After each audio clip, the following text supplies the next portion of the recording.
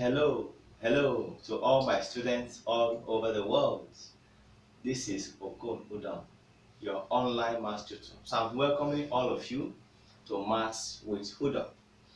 This YouTube channel is purely based on solving different topical issues in mathematics. Week in, week out, we'll come here to solve different problems in mathematics. And I believe you are going to benefit in today's class. Today we are going to look at proper fraction. But before then, I want to give you the breakdown or the list of different types of fraction. We have types of fraction. So let me give you the types of fraction.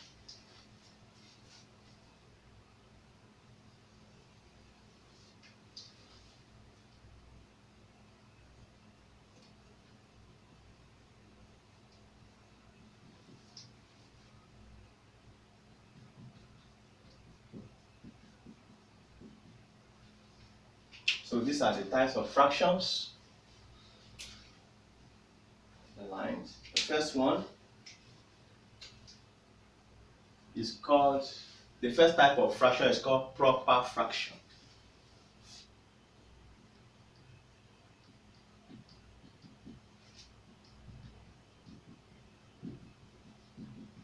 Okay, proper fraction.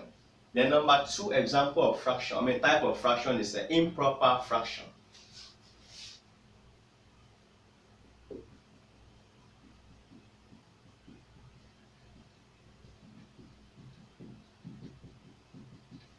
Then we also have mixed fraction.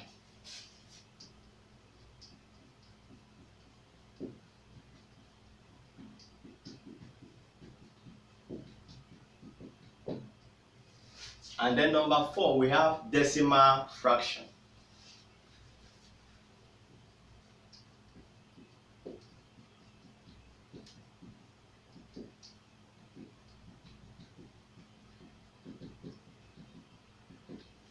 And then number five, which is the last one, we have equivalent fraction.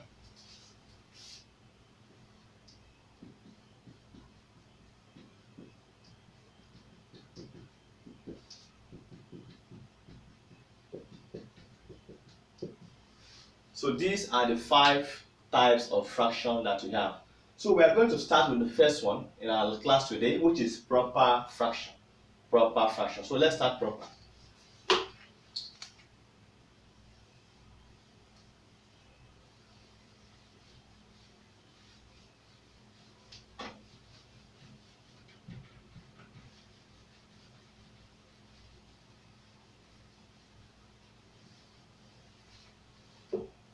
Okay, so let's start with proper fraction.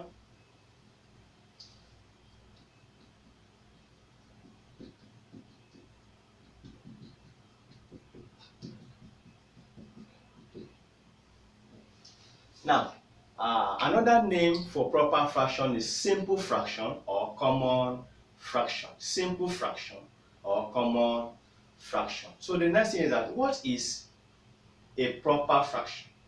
A proper fraction is a fraction whose numerator is smaller than denominator. Or you can say the numerator is meager, is little more than the denominator. That is, the denominator is bigger or larger in value than the numerator. For instance, if you have P divided by Q, the P is our numerator.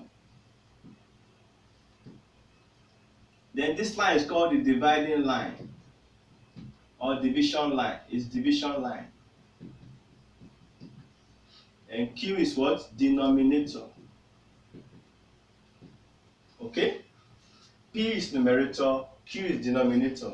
And that line over there is what is called the dividing line. Now, if you have 2 divided by 7, if you check this fraction, 2 is smaller than 7. Or you can say 7 is bigger than the 2 on top. Okay? So whenever the numerator is smaller than what? The denominator, such fraction is known as what? As a proper fraction. Come to think of it, a woman that gave birth to a baby can easily carry the baby up. So the woman is bigger under, lifting the little baby up. You can see big mother carrying what? Little baby up. Just like this number. The 7 is like the mother carrying 2 up, which is like a baby. Okay? So we have examples of fraction. We have 2 over 7. We have 1 over 2 examples of fraction. We have 8 over 15. We have 18 over 25. We have 100 divided by 201. We have 500 divided by 603. So you can see that all these fractions, the numerator, which is the number above the division line, is smaller than the denominators. Okay? The denominator is bigger than the numerator. So all these are known as what? Proper fraction. So don't forget proper fraction. So before I go, I want to give you an assignment. You are going to list 10 other examples of proper fractions. So your assignment: